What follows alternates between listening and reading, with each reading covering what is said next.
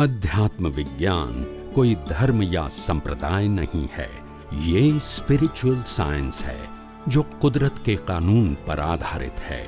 ये विज्ञान पूरे ब्रह्मांड के सभी रहस्यों को उजागर करता है और जीवन के सभी पहलुओं को समझने के लिए एक नई दृष्टि देता है। इसी को आर्ट ऑफ विजन कहते हैं, दुनिया को देखने की एक नई दृष्टि, जो अध्यात्म विज्ञानी परम पूज्य स्वामी श्री कमलेशानंद जी के निर्देशन में सनातन सत्य का अनुसंधान कर हमारे जीवन को प्रकाशित करे। जय सच्चिदानंद।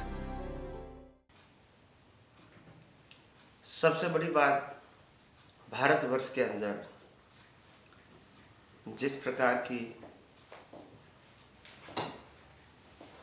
आध्यात्म मार्ग की बात हो रही है हर धर्म के अंदर, और हर धर्म के अंदर मुक्ति की बात हो रही है, आत्मा की भी बात हो रही है, भारतवर्ष के अंदर सनातन धर्म की भी बात हो रही है। हमारे भारतवर्ष के सभी धर्म आत्मा को भी मानते हैं, कर्म के सिद्धांत को भी मानते हैं, पुनर्जन्म को भी मानते हैं, सनातन सुख को भी मानते हैं और मुक्ति को भी मानते हैं। दैट इज अवर फिलॉसफी, और इसको कहते हैं हिंदू फिलॉसफी। तो हिंदू फिलॉसफी कोई धर्म नहीं है, ऐसा यूनिवर्सल ट्रूथ फिलॉसफी जो हमारे मुक्त पुरुषों ने, हमारे योगी पुरुषों ने, और जो केवल ज्ञान प्राप्त करके इस संसार से मुक्ति पाई, ऐसे तीर्थंकर भगवंतों ने जिस प्रकार से दुनिया के सामने सनातन फिलॉसफी, वितराग फिलॉसफी, मुक्ति के मार्ग की फिलॉसफी हमारे सबके सामने जो पेश किया, वो फिलॉसफी कोई न धर्म था, न संप्रदाय था, और न ही कोई दुनिया का कोई फॉर्मेट था।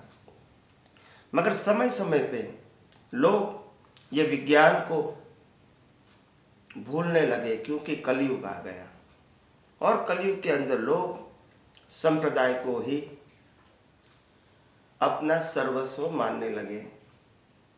हर संप्रदाय की बात है, और संप्रदाय के अंदर भी जैसे जैसे लोग व्यक्ति पूजा में लग गए, तो उसके अंदर से फिर वो सनातन सत्य का जो मार्ग था वो खत्म हो गया। शब्द रहा मगर मार्ग क्या हो गया? खलास हो गया, खत्म हो गया। सनातन धर्म होता है, उसकी उत्पत्ति नहीं होती है और नहीं कभी उसका नाश होता है, और सनातन धर्म को बनाने वाला कोई नहीं है, इसीलिए उसको सनातन कहा। सनातन का मतलब होता है परमानेंट, यस और नो?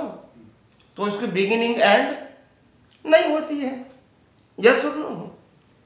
तो सनातन धर्म है, व्यक्ति से प्रकट नहीं होता है, व्यक्ति उसका अनुभव कर सकते हैं। क्या कर सकते हैं?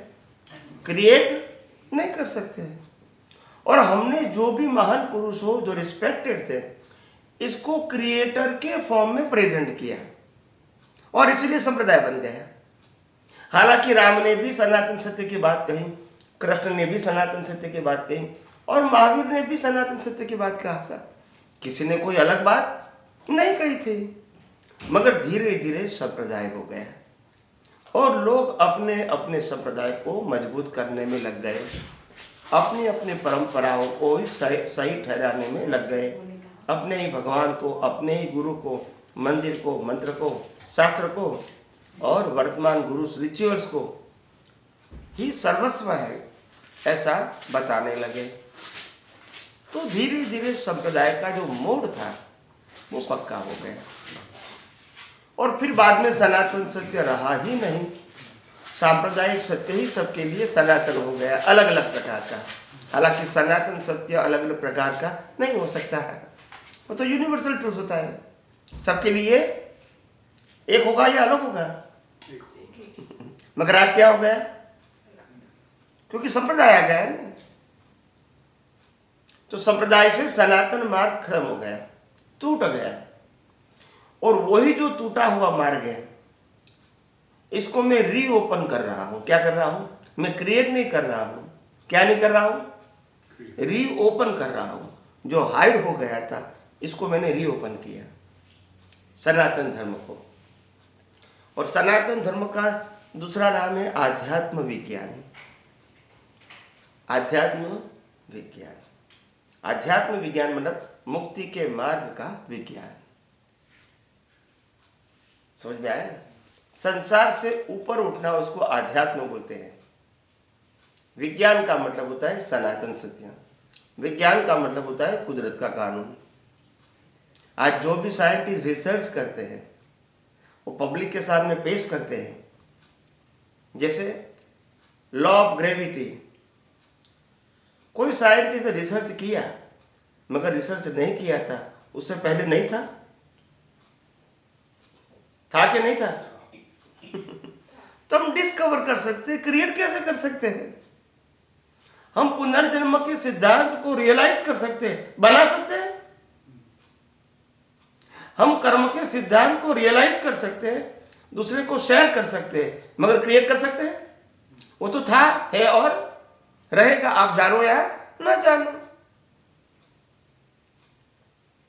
आप समझे ना?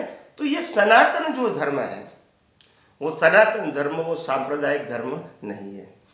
और सनातन धर्म जो है वो कुदरत के कानून के ऊपर आधारित है। किसके ऊपर आधारित है? कुदरत का कानून।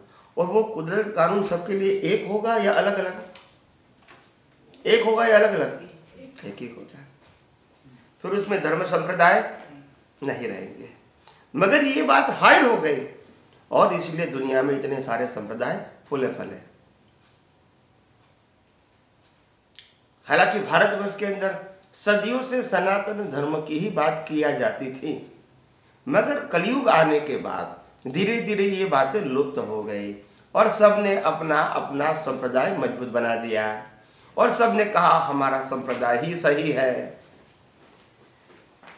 और इसीलिए फिर सनातन धर्म रहा नहीं।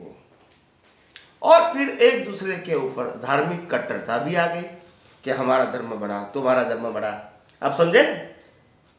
संख्या के रूप में बड़ा बताओगे, मंदिरों के रूप में बड़ा बताओगे, आप समझे ना? तो और लक्ष्मी के रूप में बड़ा बताओगे, तो ये सनातन धर्म नहीं है। ये संख्या की बात करोगे, संपत्ति की बात करोगे, मंदिरों की बात करोगे, वो तो बिजनेस हो गया, इट्स इंडस्ट्रीज। एक में हिस्से अनेक इंडस्ट्रीज बनाओ, ये सुन लो, अनेक इंडस्ट्रीज बना के ज्यादा पैसा कमाओ, बहुत सारे एम्प्लॉइज बनाओ, तो ये तो क्या हो गया? यही तो हो गया इनडायरेक्टली। तो जो मूल धर्म था वो नहीं रहा। तो मेरा कहने का मतलब है, जो धर्म हाइड हो चुका था वो मैंने रीओपन किया है, क्रिएट नहीं किया है। और जो रामकृष्ण महावीर जैसे महान पुरुषों ने जिस धर्म को इस संसार के अंदर प्रेजेंट किया था, एस्टैब्लिश किया था और कहने का प्रयास किया था, उसी समय वो ही सनातन धर्म की मैं बात करता हूँ। मैं कोई सांप्रदायिक धर्म की बात नहीं करता हूँ, क्योंकि मुक्ति का मार्ग और सांप्रदायिक धर्म से कोई रास्ता वास्ता नहीं है। और इसीलिए मैंने कहा कि दुनिया के सभी धर्म, जो भी धर्म है, वो सभी धर्म पाप पुण्य और प्रायश्चित की बात करते हैं। क्या करते हैं? पाप पुण्य और क्या करने से पाप होगा, क्या करने से पुण्य होगा, और क्या करने से अगर पाप किया है तो प्रायश्चित होगा। यही बात करते हैं, मुक्ति की बात नहीं करते। और पाप पुण्य और प्रायश्चित वो जन्म मरण की बात है, मुक्ति की बात नहीं है।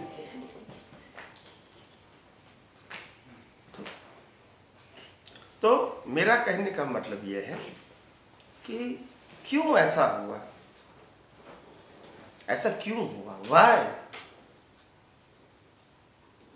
क्योंकि हमारे जो धर्म गुरु थे, परंपरा में जो आए,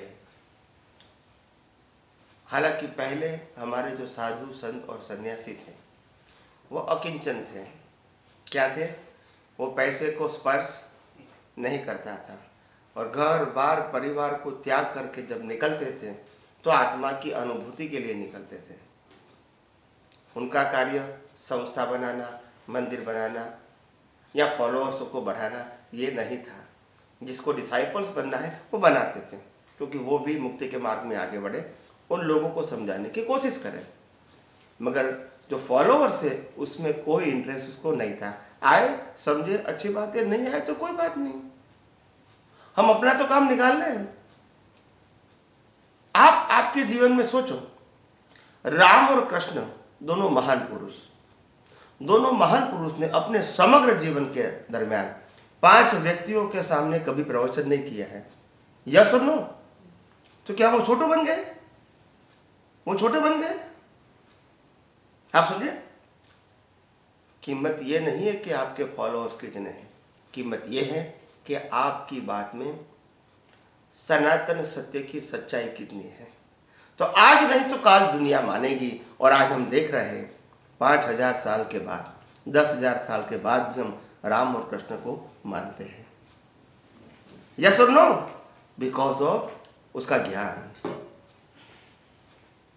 भले ही जिंदे व्यक्तियों ने उसको उस समय नहीं पहचाना, मगर उसके ज्ञान में जो पावर था, वो पावर के नाते आज भी 5000 10,000 साल के बाद भी हम इसको याद करते हैं, इनको फॉलो करने का प्रयास करते हैं, इनको समझने का प्रयास करते हैं। क्यों? क्योंकि उसकी बातों में दम था। और आज जो भी साधु संत सन्यासी जो बोल रहे हैं वो उनकी ही बातों को दोहराते हैं। यस और नो?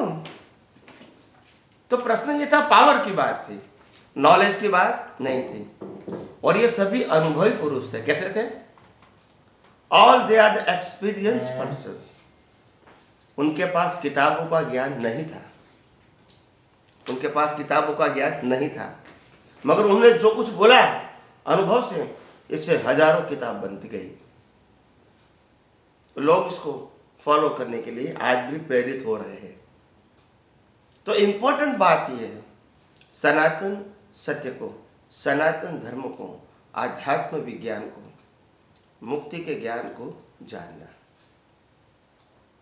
धर्म और विज्ञान दोनों में फर्क क्या है? विज्ञान कुदरत के कानून के ऊपर आधारित होता है, जो सबके लिए एक होगा और यूनिवर्सल होगा। और धर्म वो संप्रदायों के नियम के ऊपर आधारित है, जो सभी संप्रदायों के लिए नियम क्या होते हैं? एक होते हैं कि अलग अलग अलग रहेंगे। सबके भगवान अलग रहेंगे, गुरु अलग रहेंगे, मंदिर अलग रहेंगे, मंत्र अलग रहेंगे, किताबें अलग रहेंगी, रिचुअल्स अलग रहेगी ना, संस्था अलग रहेगी। आप समझे?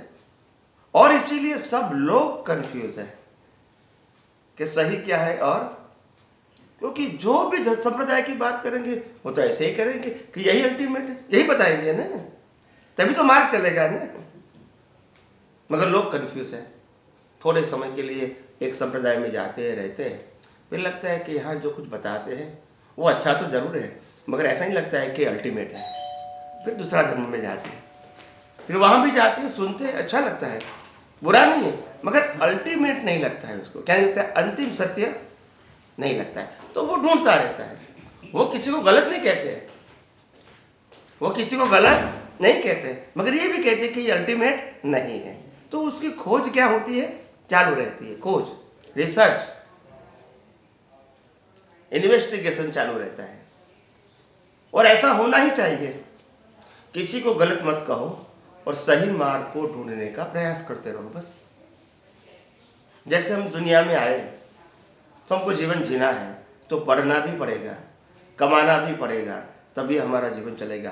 पैसा कहाँ से भी आए, आप कहाँ से भी पढ़ लो, कोई भी प्रकार की डिग्री प्राप्त करो, कहाँ से भी पैसे लाओ, मगर आपको डिग्री भी प्राप्त करना पड़ेगा और पैसा भी कमाना पड़ेगा, जीवन जीना है तो।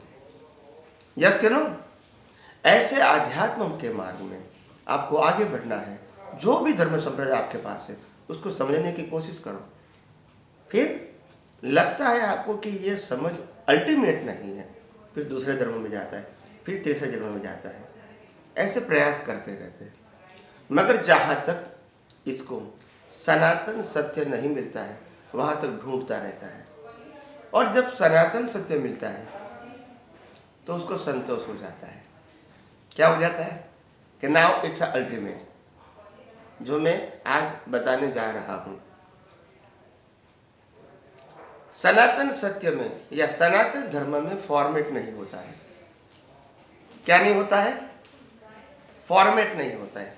जो मैंने फॉर्मेट बताया, फॉर्मेट का मतलब होता है हर धर्म में एक भगवान का टाइटल चाहिए, दूसरा गुरु का चाहिए, तीसरा मंदिर का चाहिए, चौथा मंत्र का चाहिए, पांचवा शास्त्र का टाइटल चाहिए, छठा रिचुअल चाहिए, सातवां वर्तमान गुरु शिष्य चाहिए, आठवीं संस्था चाहिए और नौवें फंक्शन चाहिए।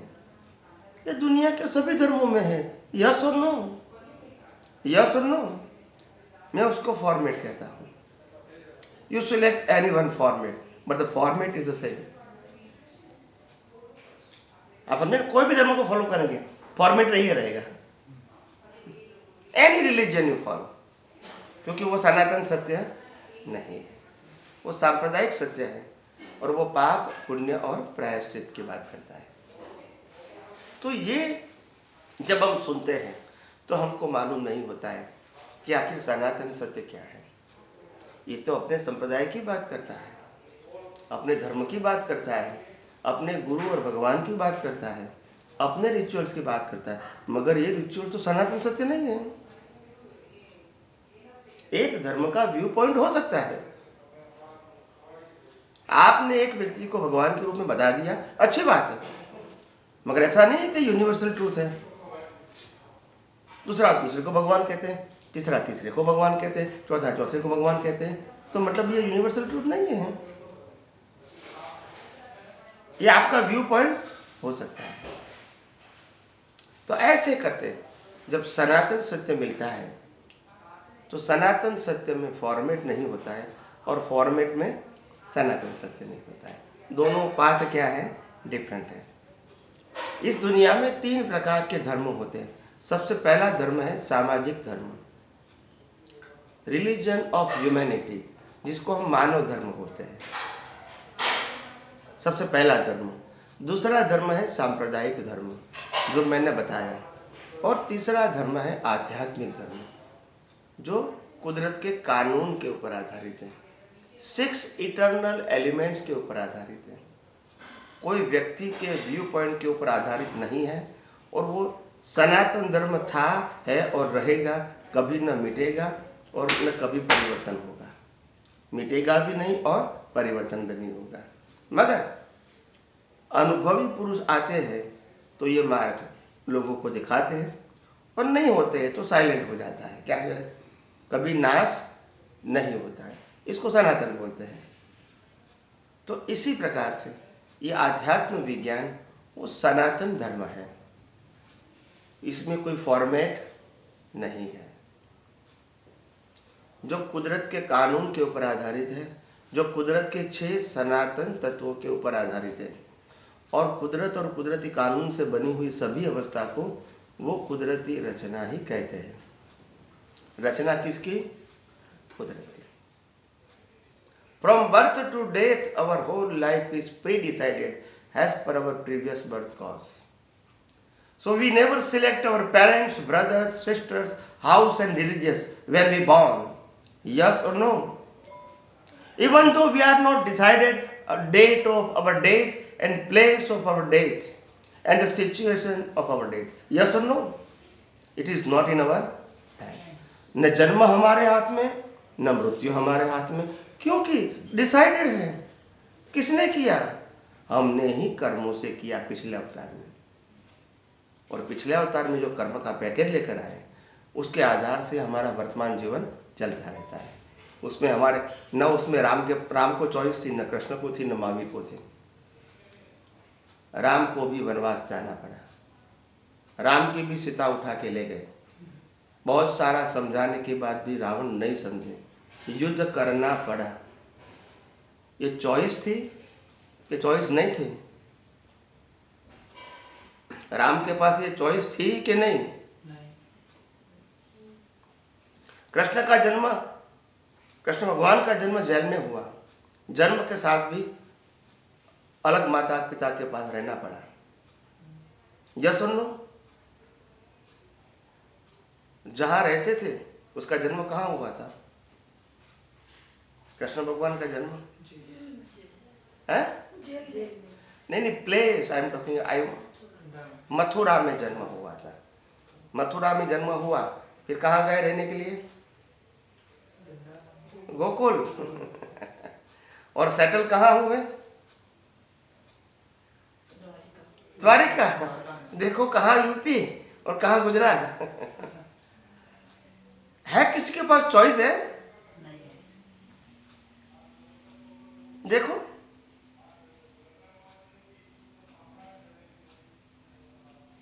समझ में आया? किसी के पास चॉइस नहीं है। भगवान महावीर को कान में खिला लगाया, यस के नो? क्या चॉइस थी? क्राइस्ट को भी वृषम पे लगा दिया, क्या चॉइस थी? नहीं, किसके पास थी? स्वामीनारायण भगवान को भी छोटी उम्र में घर से बाहर निकल के कितना सारा कष्ट झेलना पड़ा, यस के नो? नहीं, चॉइस किसके पास थी? मैं ये कहना चाहता हूं। और हम समझते हैं कि हम अपनी स्वतंत्रता से सोचते हैं, बोलते हैं, क्रिया करते हैं, यही मानते हैं ना? यही मानते हैं ना? तो ये फैक्ट है या रॉन्ग है? अगर हम अपनी मर्जी से सोच सकते हैं, बोल सकते हैं, क्रिया कर सकते हैं, तो इसका मतलब हमारे पास फ्रीडम है। मगर जो मैंने एग्जांपल दिया उसमें फ्रीडम नहीं थी, यस कि नो? क्योंकि हमारा पूरा जीवन सुनिश्चित है। क्या है? कर्मों से सुनिश्चित बनाया हुआ है, हमारे ही कर्मों से। और होल लाइफ इज प्रोग्राम। और ये शरीर है, इसका क्रिएटर, ऑपरेटर, डिस्ट्रॉयर कुदरत है। ये शरीर जो है, शरीर वो हम नहीं है, तो इंस्ट्रूमेंट है। मगर लोगों को ये भी बात समझ में नहीं आती है। हजार हजार लाख साल हो जाते हैं, मगर शरीर इंस्ट्रूमेंट है, कुदरत का बनाया हुआ मशीन है। कुदरत ही इसको ऑपरेट करती है और कुदरत ही इसका अंत लाती है। ये समझने में हजार अवतार लग जाते हैं, हजार साल नहीं। और मैं आपको ये समझाने की कोशिश करता हूँ कि किस प्रकार से ये कुदरत का मशीन है, कुदरत का बनाया हुआ मशीन। ऑपरेटर भी कुदरत है और डिस्ट्रॉयर भी, तीनों, क्रिएटर, ऑपरेटर एंड डिस्ट्रॉयर। कैसे? तो शरीर जो हमारा है, ह्यूमन बॉडी, उसकी जो इंटरनल डिजाइन है, इंटरनल डिजाइन, ठीक है, वो हमारे सब की एक है या अलग अलग है? एक जैसा है सबका, एक जैसा।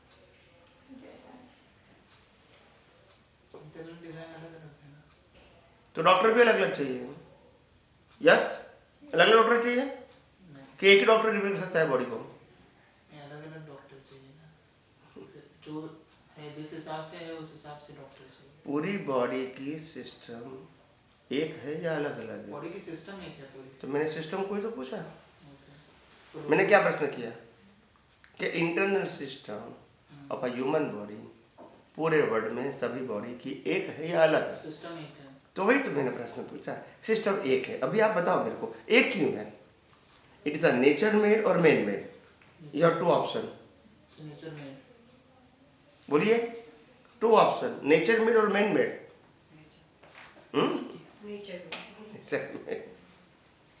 देखो, ये नेचर मेड है। अगर मैन मेड होता तो सबकी क्या होती? अलग होती, अपनी बुद्धि क्या मुताबिक। मगर ऐसा नहीं है, it's a fix nature made है। बॉडी, ह्यूमन बॉडी का स्टैंडर्ड यही ही रहेगा। आप कहीं भी पैदा होते हैं because of the nature made. तो डिजाइन किसने बनाई? कुदरत ने। सेकंड थिंग, अभी ये फिजिकल बॉडी की बात करता हूं। ये फिजिकल बॉडी पंच महाभूतों से बनी है, पृथ्वी, जल, वायु, अग्नि, आकाश। यस और नो? ये भी किसका है? बोलिए, किसका है? कुदरत का। तो डिजाइन भी कुदरत की, ये फिजिकल बॉडी भी कुदरत का। यस और नो? उसके बाद उसको बना दिया अभी उसको 75 से 100 साल तक जिंदा रखना है इस बॉडी को। तो उसके लिए उसको मिनिमम क्या चाहिए? मिनिमम हवा, पानी और खुराक। या सुनो, ये भी कौन देता है बताइए? डिजाइन भी कुदरत की, शरीर भी कुदरत का, और जिंदा रखने के लिए हवा, पानी, खुराक भी कुदरत का है। इसके बाद जन्म से मौत तक का हर संजोग, माता पिता से लेके मृत्यु के संजोग तक की सभी अवस्था क्या हम क्रिएट करते हैं कि हम सफर हैं? हम क्रिएट करते हैं कि सफर हैं? बोलिए, कल क्या होगा हमको मालूम नहीं है। क्यों ऐसा है? और कल क्या होगा वो हमको नहीं मालूम, तो किसको मालूम है? They give us the circumstances. अगर हमको मालूम नहीं है तो मालूम किसको है? कुदरत को मालूम है। अपने कर्मों का डाटा उनके पास है, and they reply, they give the result as per your data of your karma. Each and every living being creatures, they provide you the circumstances of suffering, and without choice, वो रामकृष्ण महावीर को भी यही सफरिंग करवाता है as per the कर्म। समझ में आया? और लास्ट में श्वास बंद कौन करता है? बोलिए। तो बॉडी का क्रिएटर, ऑपरेटर, डिस्ट्रॉयर कुदरत हुआ या नहीं? बोलते नहीं है। यस और नो? तो इसमें डिफिकल्टी क्या है? आज तक हमने सुना था, माना था, जाना था कि शरीर ही हम है। क्या हम है? ये कर्मों की भुगतान के लिए कुदरत ने दिया है या हमारी आइडेंटिटी है? It's only instrument. With the help of this instrument, you suffer your deeds you are doing in a previous birth. ये कर्मों को भुगतान करने के लिए ये बॉडी दिया है। और जैसे आयुष्य कर्म की साइकिल खत्म हो गई, इसको जला दिया जाएगा, क्योंकि इंस्ट्रूमेंट तो कुदरत का था और कुदरत के पास ही। यस और नो?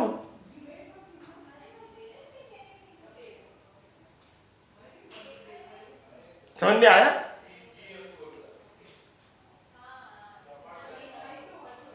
तो मेरा कहने का मतलब है, इसका क्रिएटर, ऑपरेटर, डिस्ट्रॉयर कुदरत है। ये बात आपको समझ में आई या नहीं आई? और यू हैव एनी कंफ्यूजन और क्वेश्चन? फिर मैं आगे जाऊँ। ये बात में किसी को कंफ्यूजन या क्वेश्चन है, फिर बाद में मैं नेक्स्ट स्टेप में जाऊँ। मेरा काम एक एक बात को साइंटिफिकली, लॉजिकली कन्विंस करना है, ओनली लेक्चर नहीं देना है। ठीक है?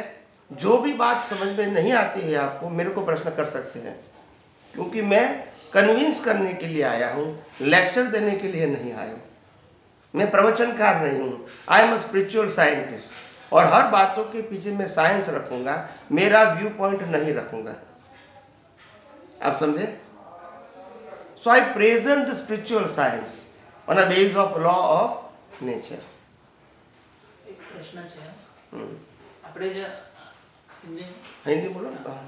सो ये ऑपरेटर, क्रिएटर एंड डिस्ट्रॉयर तो समझ में आया, बट जो हम ये सोचते रहते हैं कि हमें हर चीज़ में ध्यान रखना चाहिए, कोई भी एक्टिविटी करते हैं, कोई भी संयोग आएगा तभी ध्यान रखना चाहिए, तो क्या ये भी कुदरती रचना के अधीन ही चलता है? ये रिलेटिव सत्य है। ये टॉक जो आपने बताई ना, वो रिलेटिव सत्य है, वो तो होना ही चाहिए, वो व्यवहार है। माँ बाप बच्चे को कहते हैं, आप समझे ना, पढ़ाई के समय, खेलते समय, जॉब के समय, मैरिज के समय, फिर बड़ा होने के समय, एक व्यक्ति को एक सलाह देता है। आप समझे ना, कि बी अवेयर, बी कॉन्शियस। आप जब भी कोई काम करो तो जरा संभाल के करो जरा। ये तो व्यवहार है ना। तो इसमें रिलेटिव जागृति इसे बोल सकते हैं। व्यवहार ही है। क्या होगा वो सुनिश्चित है, मगर व्यवहार में बोलना पड़ेगा। आप समझे? वर्तना के टाइम जब ये संयोग आता है, कोई डिफरेंस नहीं रहेगा। मगर ये व्यवहार में बोलना ये आपकी फर्ज है। जैसी आपकी पोस्ट है, आप माँ बाप है तो बच्चे को बोलना पड़ेगा, पति पत्नी है तो एक दूसरे को बताना पड़ेगा, आप बॉस है तो असिस्टेंट को बताना पड़ेगा। दैट्स योर रिस्पॉन्सिबिलिटी, ये आपकी जिम्मेदारी है। आप समझे ना? मगर उसका मतलब ये नहीं है कि आप संजोगों को बदल सकते हैं। बट उस टाइम वो रियल लगता है हमें। उसीलिए तो कहता हूँ ने, व्यवहार है ये। व्यवहार का मतलब ये नहीं है कि आप संजोगों को बदल सकते हैं। समझ में आया? संजोगों को नहीं बदल सकते हैं। कितना भी अलर्ट होते हैं। राम ने कहा था सीता जी को कि ये लक्ष्मण रेखा को क्रॉस नहीं करना, क्या हुआ? तो मेरा प्रश्न यही है कि जो अंदर अपने अंतस्करण में चलता रहता है तो बहुत सारी चीजें चलती रहती है, बट बाहर का जो संजोग है वो मेरा प्री डिसाइडेड है। That's it. बट जो अंतस्करण में चलता रहेगा, you will try your level best. हाँ, बट अंतस्करण में चलता रहेगा, उसमें एक डिसीजन फॉर्म होगा कि ऐसे ये सही है या ये गलत है। डिसीजन आप यही लोगे जो तुम्हारा हिसाब है। ये वो choice at that time, but decision वही होगा जो आपका हिसाब है। कई लोग स्टॉक मार्केट में, बुद्धिशाली लोग सेलेक्ट करते हैं स्टॉक टू परचेस, मगर इसका पुण्य का उदय है तो वही स्टॉक सेलेक्ट करेगा जिसमें उसको बेनिफिट मिलेगा, और पाप का उदय है तो वही सिलेक्ट करेगा जिसमें उसको लॉस होगा। तो सिलेक्शन करता है वो बुद्धि करती है, मगर कुदरत कहाँ ले जाती है? आपके रिजल्ट की ओर। You understand me now? इतने सारे लड़का लड़की है, उसमें से आपको कौन सी मिलेगी जिनके साथ आपका कर्मों का हिसाब है? हम बुद्धि से मानते हैं हमारी चॉइस है, मगर चॉइस नहीं है। बिना कर्म के हिसाब शादी हो सकती है? नहीं हो सकती। नहीं हो सकती है। It's matter of common sense.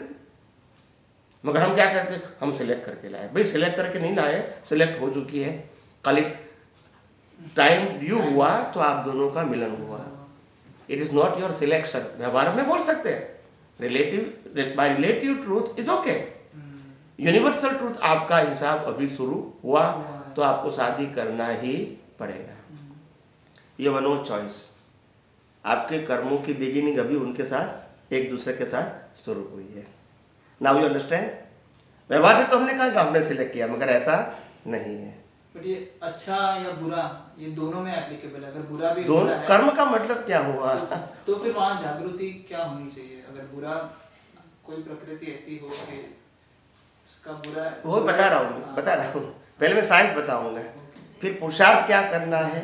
अभी तो मैं फंडामेंटल साइंस से बता रहा हूँ, फिर बाद में आपको पुरुषार्थ क्या करना है, आपकी अवेयरनेस कहाँ होनी चाहिए, वो भी मैं बताऊंगा। वही बताऊंगा। ये तो पहले मैं बेस बताता हूँ कि साइंस क्या चीज़ है। First you know the science. इसमें इस साइंस जानने के बाद आपके बहुत सारे प्रश्न अपने आप उड़ जाएंगे फ्रॉम योर माइंड, दिमाग में से ही चले जाएंगे। आपको उत्तर की कोई आवश्यकता नहीं रहेगी, प्रश्न की जरूरत ही नहीं रहेगी। आप समझे ना? पहले साइंस समझोगे तो बहुत सारे प्रश्न उड़ जाएंगे। इसके आगे जाएंगे। हमको जब समझ में आ गया कि हम तो शरीर नहीं है, am I right? तो फिर दूसरा प्रश्न आएगा, हम कौन है? यस और नो? तो रियली स्पीकिंग हम कौन है? इसको जलाने के बाद भी हम कौन है? यस, कौन है हम? इसको जलाने के बाद भी जो हम है वो कौन है? यस और नो? तो वास्तव में हम शुद्ध आत्मा है, मगर भ्रांति से हम शरीर को ही अपना स्वरूप मानते हैं। यही अज्ञानता है, और यही अज्ञानता से अनंत अवतार से इनके लिए पुरुषार्थ करते हैं, इनके लिए नहीं करते हैं। That is the fundamental blunder of any human. जो हम नहीं है उनके लिए मेहनत करेंगे, और जो हम है उसके और जानते ही नहीं। यस और नो? अगर हम शरीर नहीं है और हम आत्मा है, ऐसा हमको समझ में आता है, तो हमारा पुरुषार्थ आत्मा के प्रति रहेगा या शरीर के प्रति रहेगा?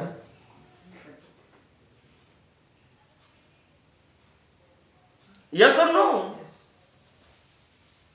सिंपल बात है। हमारा पुरुषार्थ शरीर के प्रति रहेगा या आत्मा के प्रति होना चाहिए? हम जानते नहीं है तो हमारा वैसे ही होगा। नहीं, आप जो सोशल लाइफ जी रहे वो आपकी मिस्टेक नहीं है, वो तो जीना ही पड़ेगा, ये आपके कर्मों का फल है। मगर हमारी अवेयरनेस आत्मा के प्रति होनी चाहिए, because I am a pure soul, I am a not body. मैं अवेयरनेस की बात करता हूँ, मैं एक्शन की बात, मेरी कोई भी आध्यात्म विज्ञान में जैसे जैसे आप समझ में आप समझोगे मालूम होगा, मैं माइंड स्पीच एंड एक्शन की बात कभी नहीं करता हूँ, क्योंकि ये प्री डिसाइडेड है, इसलिए मैं टॉक नहीं करता हूँ। मैं आपको विज्ञान समझाने के लिए बात कर रहा हूँ, बाकी आगे जाके ये सब्जेक्ट नहीं रहेगा। मगर मेरे को पहले बेस तो समझाना पड़ेगा ना आपको। जब इसकी वैल्यू 0 नहीं करूंगा तो आप आत्मा की वैल्यू कैसे करोगे? आज तक तो हमने मनोवचन काया की ही वैल्यू किया है, यही तो हमारी अज्ञानता है। हालांकि मनोवचन काया न हम है, न हम चलाने वाले हैं, न हम इसका अंत लाने वाले हैं। तो इसके लिए कितनी मेहनत करोगे, क्या फायदा होगा? इस बार तक ही है जो है वो, आप समझे? इसके लिए कितनी भी मेहनत करोगे आप, at the end of your life आप क्या कैरी ऑन करोगे? कुछ नहीं देखेगा, कुछ नहीं करोगे। तो हम कुछ नहीं के लिए मेहनत करते हैं। What you achieve in your life, तो क्या कुछ नहीं? क्या उसके लिए जीना है हमको? कुछ नहीं के लिए? देखो, we don't know the fact. आखिर सच्चाई क्या है वही हमको नहीं मालूम। जिसके लिए जीते हैं इसको तो जला दिया जाएगा, और उनके नाम पे होती हुई सत्ता, संपत्ति, सब साधन सब एक दिन क्या हो जाएगा? तो क्या हम उसके लिए मेहनत करेंगे?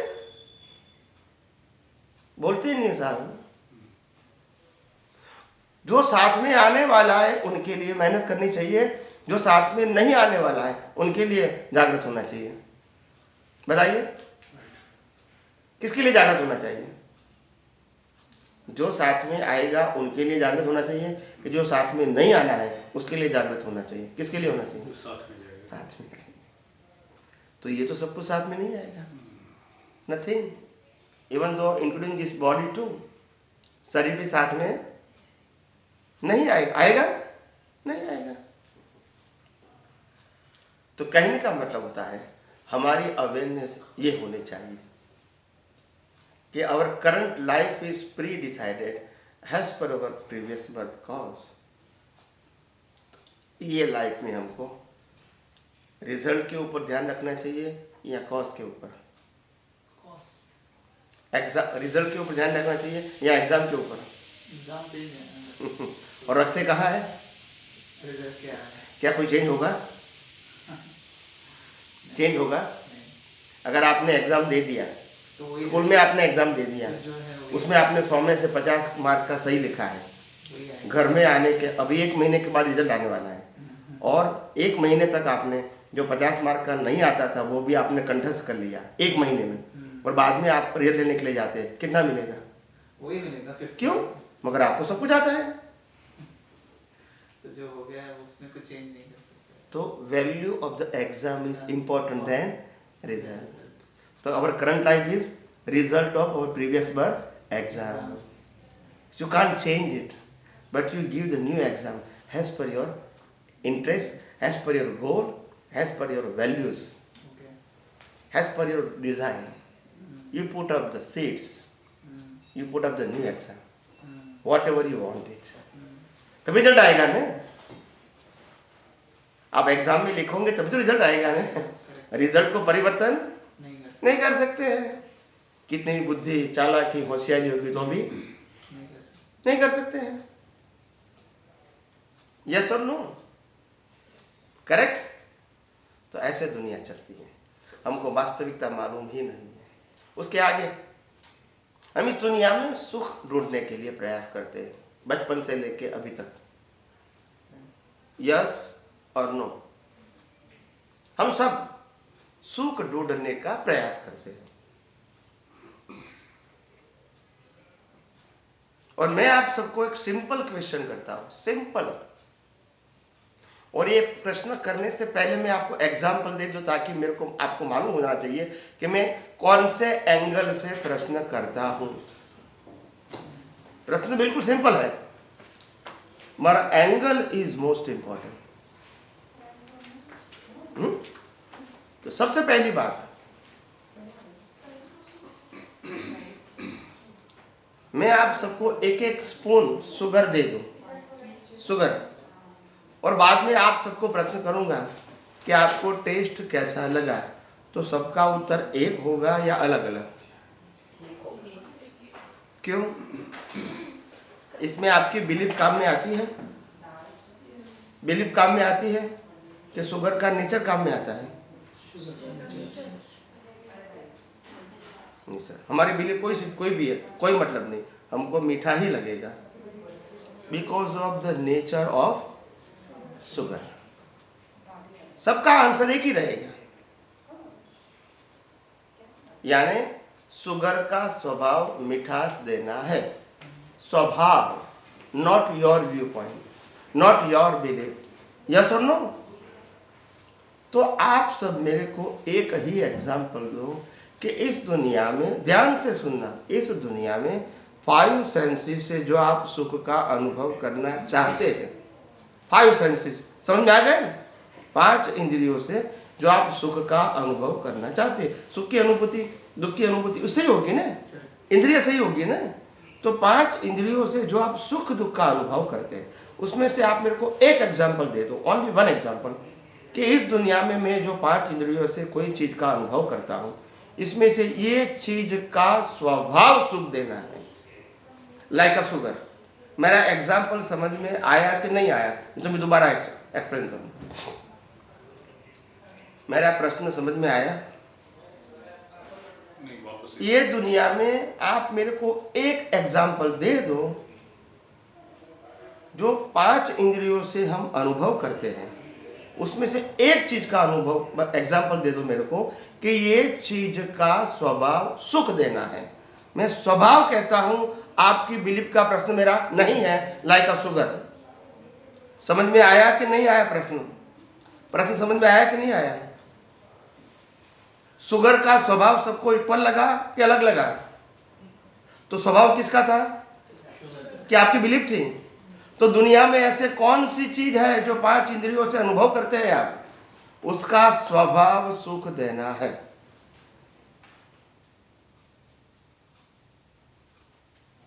एक एग्जांपल बता दो, क्योंकि हमको सुख चाहिए, ठीक है, और सुख की अनुभूति किससे होती है? 5 सेंसेस से। तो एक एग्जांपल दे दो कि इनका स्वभाव सुख देना है। हमको चाहिए तो जरूर, करेक्ट, मगर कहा है वो तो पहले जानो। यस और नो? भक्ति में मैंने 5 सेंसेस से अनुभव करने का बताया। भक्ति गाएंगे तो इट इज तो वो भक्ति तो व्यू पॉइंट हो गया, सबका अलग अलग हो गया। एक कोई यूनिवर्सल ट्रूथ, आपको जो भक्ति पसंद है उनको नहीं पसंद है, उनको पसंद है, उनको पसंद नहीं है, तो ये तो व्यू, फिर वो क्या शुगर नहीं हुआ? मैं इसीलिए मैंने पहले एग्जाम्पल दे दिया, नॉट व्यू पॉइंट। यस और नो? मैं इंडिविजुअल व्यू पॉइंट की बात नहीं करूंगा, यूनिवर्सल ट्रूथ होना चाहिए कि इसका स्वभाव ही है, क्योंकि हमको सुख चाहिए, मगर है कहां वो तो पहले समझना पड़ेगा ना। बोलिए, मैंने तो सिंपल क्वेश्चन किया है। पैसा तो सुख देता है ना स्वामी, है? पैसा तो कितना सुख देता है। तभी तो लोग त्यागी लोग निकल जाते हैं ना, वो दुख के लिए निकलते हैं। आपको बताना पड़ेगा कि दुख के लिए निकलते हैं। यस और नो? अगर आप कहोगे इसमें सुख है, तो फिर वो त्याग करते हैं, तो वो दुख के लिए करते हैं। पैसों के पीछे है सब लोग इसके लिए। नहीं, पैसा जीवन जीने का साधन है, मैं मानता हूँ। जीवन की जरूरियात पूरी करने का साधन है, वो मैं मानता हूँ। पैसा सुख का साधन है, वो नहीं मानता। मगर यहाँ तो 99% सबको ऐसा ही है कि पैसा कमाने से ही सुख है। वही तो, इसीलिए तो कहा कि दुनिया में अज्ञानियों की कमी नहीं है। अज्ञानियों की कमी, वो कबीर जी कहते थे, कबीर जी क्या कहते थे? मानस खोजत, दिल्ली में क्या बोलते थे? कैसे जिएगा? एक मिनट, कबीर जी दिल्ली में क्या बोलते थे, दिल्ली में उस समय, कि मानस खोजत मैं फिरा। क्या बताया? मानस खोजत मैं फिरा। दिल्ली में आदमी को खोजने के लिए गए। क्या दिल्ली में आदमी नहीं थे? थे कि नहीं? वो तब मैं खोजने के लिए गए। खोजने का क्या है, सामने तो मिलता है आपको, इतने सारे टकराते हैं आपको। बोला मानस खोजत मैं फिरा, मानस का बड़ा सुकार। मैं इंसान को ढूंढने के लिए गया तो इंसान का सुकार, यानी बहुत सारे थे, मगर जाको देखी दिल धरे, ताका पड़िया दुकान। जिसको देख के मेरा दिल ठंडक करे, मेरे को समाधान प्राप्त हुए, शांति प्राप्त हुए, ऐसा मेरे को मिला नहीं। ऐसे उन्होंने कहा ना कि ये दुनिया में लोग 99% लोग पैसे में ही सुख मानते हैं। उसका तो सुकाल है। वो मान्यता वाले का तो क्या है, सुकाल है। दुकान किसका है कि पैसे में सुख नहीं है, वो बताने वाला का दुकान है। सुख तो सब बता रहे हैं, ये कोई नई बात है, ये कोई नई बात है, सब बता रहे हैं, धर्मगुरु भी बता रहे हैं। पैसा सुख का साधन नहीं है, पैसा जीवन जीने का साधन है। अगर पैसा ज्यादा हो गया तो हम बहुत सुखी हो गए, ये मत मानो। हम अमेरिका जाके आए अभी, वहाँ बड़े बड़े प्रोफेसर मिलते हैं, थिंकर पीपल मिलते हैं। They ask me A question, why the rich people, दुनिया के 10 बड़े बड़े पैसे वाले व्यक्ति क्यों मिलियंस ऑफ डॉलर का डोनेशन करते हैं, चैरिटी करते हैं? व्हाई? मिलियंस ऑफ डॉलर का करते चैरिटी, यस और नो? व्हाई? अगर ये नहीं करेंगे तो पागल हो जाएंगे, नहीं करेंगे तो पागल हो जाएंगे। समझ में आया? आपको मालूम है कि आप जिस प्रकार से अभी लाइफ जी रहे हैं, इसमें जो आपको व्यवहार करना है, इससे भी कितना तनाव होता है वो आपको मालूम है, यस के नो? तो इतने सारा पैसा, इसका मैनेज करना ये कोई आम आदमी के बस की बात नहीं है। वो सो भी नहीं पाता है, फिर क्या करता है? चलो मैं भी 10 मिलियन में किसी धार्मिक संस्था को दे दूं, नाउ दे मैनेज इट। चलो भी मैं 50 मिलियन कोई यूनिवर्सिटी की ले दूं, नाउ दे मैनेज। मैं कोई 100 मिलियन डॉलर की चैरिटी संस्था बना दूं, उसमें 5 आदमी रखूं, नाउ दे डोनेट इट। अभी वो चैरिटी करेंगे तो मेरा मैनेजमेंट क्या हो गया? तो नाउ आई फील रिलैक्स, क्योंकि खाना तो वही खाना है, रोटी और चावल, और टेंशन कितना, बोलते नहीं है, अनबेरेबल। तो पैसा ज्यादा होना वो सुख की निशानी नहीं है। जो अंडरस्टैंड मी? ये सुख की निशानी नहीं है। हाँ, जरूरत है परिवार चलाने के लिए, सामाजिक जीवन के लिए इतना पैसा होना चाहिए, मैं मानता हूं, मगर इतना भी पैसा नहीं होना चाहिए कि आपकी नींद खराब हो जाए। इसको मैनेज करना पड़े। अपने जीवन जीने के लिए जो पैसे की जरूरत है वो तो मिलना चाहिए, तभी तो हम स्वस्थ जीवन, नॉर्मल जीवन जी सकते हैं, मैं मानता हूं, मगर इतना नहीं मिलना चाहिए हमारी नींद खराब हो जाए, हम उसको इसके लिए टेंशन करना पड़े। अपने घर का खाना भी हम शांति से नहीं खा सकें, इतना पैसे की जरूरत नहीं है। पैसे से आप बंगला खरीद सकते हैं, नींद नहीं खरीद सकते हैं, यस और नो? पैसे से बढ़िया बढ़िया खाना खा सकते हैं, डाइजेस्टिंग कैपेसिटी आप नहीं खरीद सकते हैं। पैसे से सुख सगवड़ खरीद सकते हैं, शांति और समाधान नहीं खरीद सकते हैं, यस और नो? पैसे से हम जीवन जी सकते हैं, जीवन को बचा नहीं सकते हैं। बचा सकते हैं? नहीं सकते। तो money is required to survive in this world, but money is something, but money is not everything. पैसा सब कुछ नहीं है। समझ में आया? समझ में आया? पैसा सब कुछ नहीं है। तो हम ये कहना चाहते थे कि आखिर दुनिया में हमको सुख तो चाहिए, दुनिया में से हमको सुख चाहिए, और वो सुख की अनुभूति हम 5 सेंसेस से ही करना चाहते हैं। यस और नो? मगर आप मेरे को एग्जाम्पल नहीं दे सके कि सुख का स्वभाव किस में है, वो नहीं बता सके। यस और नो? यानी आपको मालूम नहीं है कि किसमें सुख है। स्वभाव के रूप में, बिलीफ के रूप में मेरा प्रश्न नहीं है।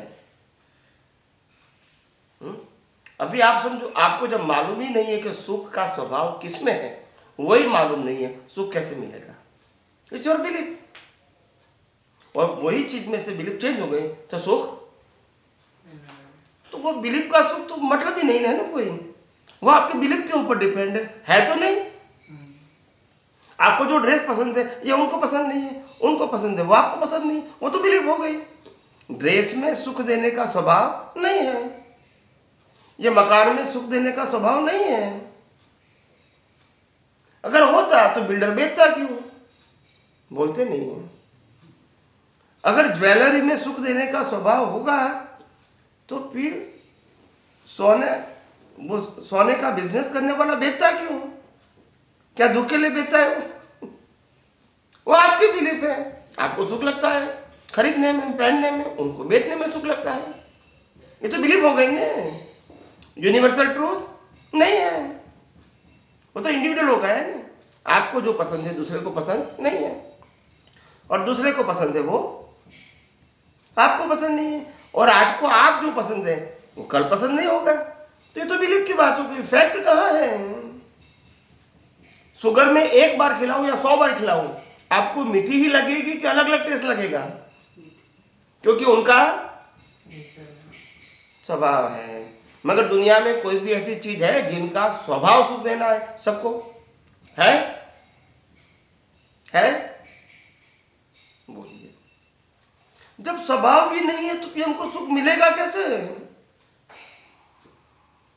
अगर शुगर का स्वभाव मिठास देना नहीं है, आप कितना भी मानोगे, मिठास कैसे मिलेगी?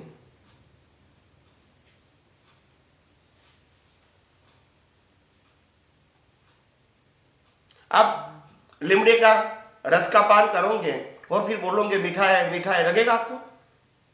लगेगा? जब उसका स्वभाव ही कड़वा है तो? जब इस दुनिया में कोई चीज के अंदर सुख देने का स्वभाव ही नहीं है, आपको कैसे मिलेगा वो बताओ ना। ये इल्यूजन है कि फैक्ट है? नहीं, संसार में सुख है, ये इल्यूजन है कि हकीकत है? इल्यूजन है। और इसीलिए तो हम भटक रहे हैं सुख के लिए, और जितने भी लोग जन्म से मौत तक सुख के लिए भटक रहे हैं वो दुखी होके जाते हैं। यस और नो? क्यों दुखी होके जाते हैं? क्योंकि जो जो चीज मेरा था ऐसा मैंने माना, शरीर मेरा है, संपत्ति मेरी है, संबंध मेरे हैं, साधन मेरे हैं, मेरा स्टेटस मेरा है, पैसा मेरा है, ये सब कुछ माना मेरा है, 1 मिनट में चला जाएगा। बोलते नहीं है।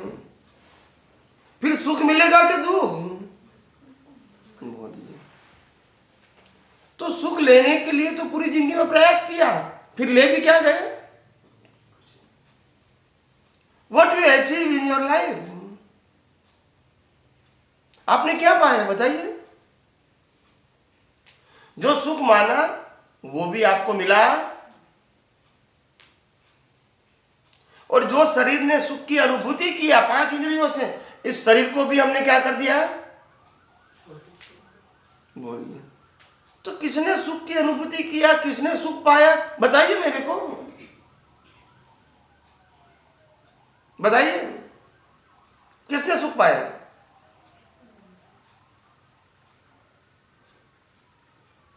बोलते नहीं है आप। किसने सुख पाया? जिसने पाया इसको तो जला दिया गया। जिसने जो भी पाया, सत्ता, संपत्ति, संबंध, साधन, सब छोड़ के चले गए। तो आपने क्या पाया बताइए मेरे को?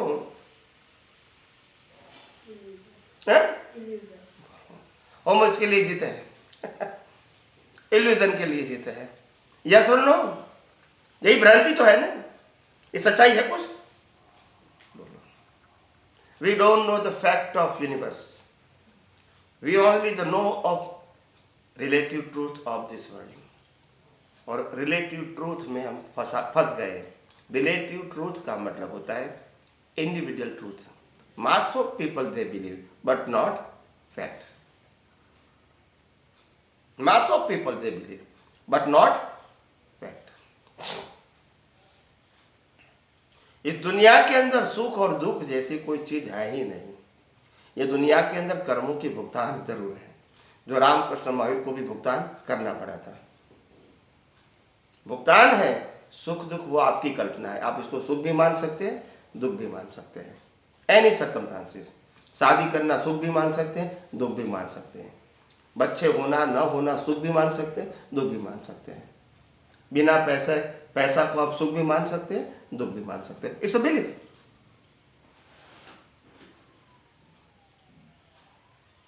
समझ में आया? सब बिलीफ है, कोई फैक्ट नहीं है। एक मंदिर के बाहर जो कोई भिखारी आता है और वो भीख मांगता है, हम इसको 5 दिरहम देंगे तो इसको सुख लगेगा, दुख लगेगा? सुख लगेगा। और वही मंदिर के बाहर कोई रेंज रोवर गाड़ी लेकर आया है फैमिली के साथ, और वो भी दर्शन करके बाहर आता है, इनको हमने 5 दिरहम दिया तो बोलिए क्यों? पैसा वही है, देने वाला भी मैं हूं। Why you change your belief? एक को सुख एक को दुख। तो सुख दुख को बिलीफ है या फैक्ट है?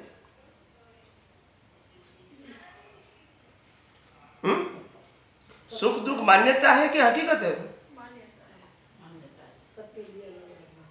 वही तो मान्यता है ना, फैक्ट नहीं है। फैक्ट का मतलब सबके लिए एक होना चाहिए। जैसे रात है तो रात ही है सबके लिए, ऐसा नहीं कि मेरे बीच में दिन है दिन है, ऐसा होगा? यूनिवर्सल ट्रूथ सबके लिए क्या होता है, और बिलीफ सबके लिए क्या होती है, और हम किस में जी रहे हैं? और कभी उस ऊपर से उठते ही नहीं है। जब दुनिया में सुख जैसी चीज नहीं है, दुख जैसी चीज नहीं है, और जो सुख दुख की भुगतान करने वाला शरीर है वो भी हम नहीं है, तो हम किसके लिए जी रहे हैं वो तो बताइए।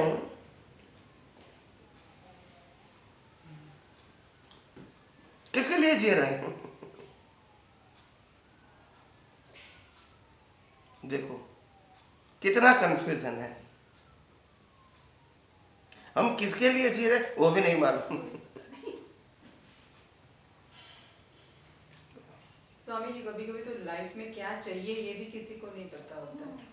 अगर पूछे किसी को ऑल ऑफ अ सडन भगवान प्रकट हो गए और मांगे, आप मांगे 3 चीज मांगे, आप क्या चाहते हो, तो वो कंफ्यूज हो जाएगा। किसको पता है, क्लियर ही नहीं है कि उसको क्या चाहिए। नहीं मालूम, नहीं मालूम, मगर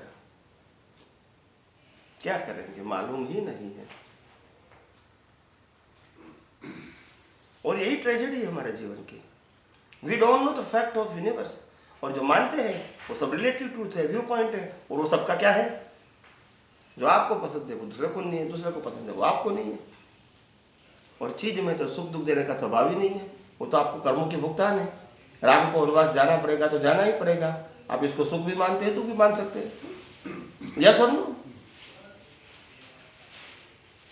तो ये तो मान्यता होगी, फैक्ट नहीं है।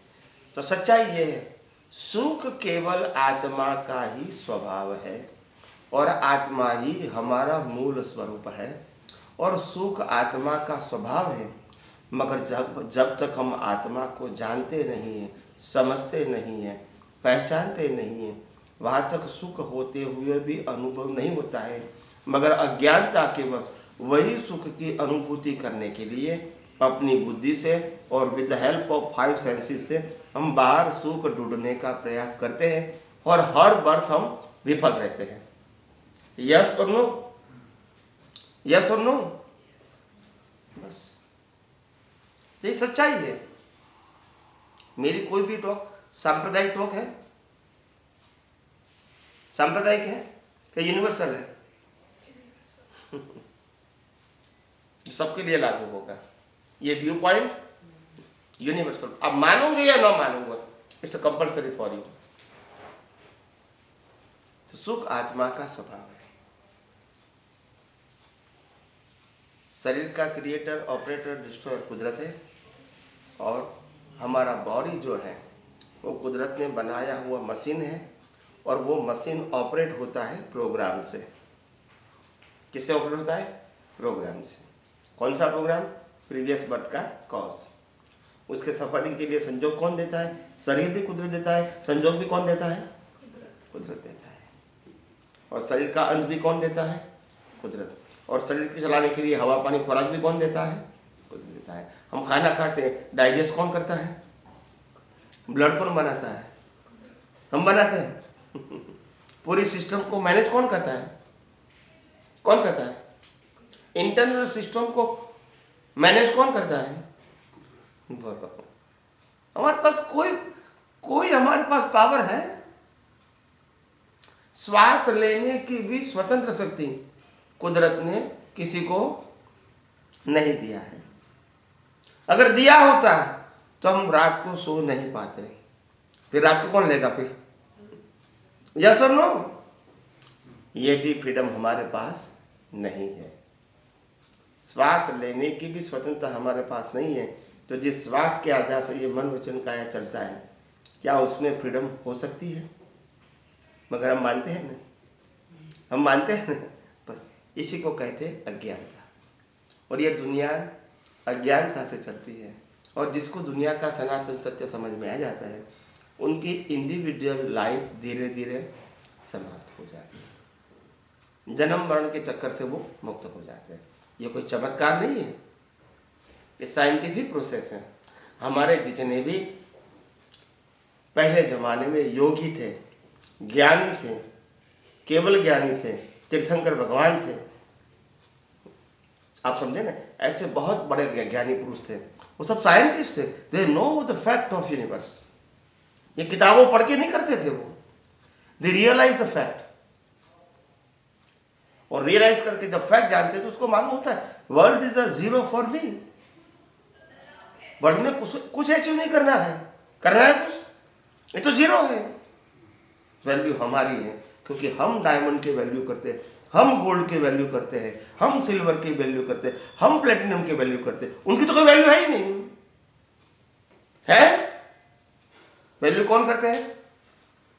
मगर हम खुद की वैल्यू भूल गए। खुद की वैल्यू भूल गए। ये सब चीजों की कोई वैल्यू नहीं थी। यहां तो पेट्रोल पड़ा था, वैल्यू किसने किया? इंसान ने किया ना। पेट्रोल तो था ही ना। That's it. तो कहने का मतलब ये है, हम अपने जीवन में जो भी चाहते हैं, मगर इस दुनिया के अंदर कोई भी व्यक्ति के पास कोई भी प्रकार की फ्रीडम जो इस धरती पे पैदा होता है उसके पास नहीं है। चाहे वो भगवान श्री राम है, भगवान श्री कृष्ण है, या भगवान श्री महावीर, किसी के पास फ्रीडम नहीं है। समझ में आया? और इसीलिए कहा our life from birth to death is pre-decided. We have no any kind of control, or we have no right to change our life, current life. It is pre-decided. It's a fix as per the program.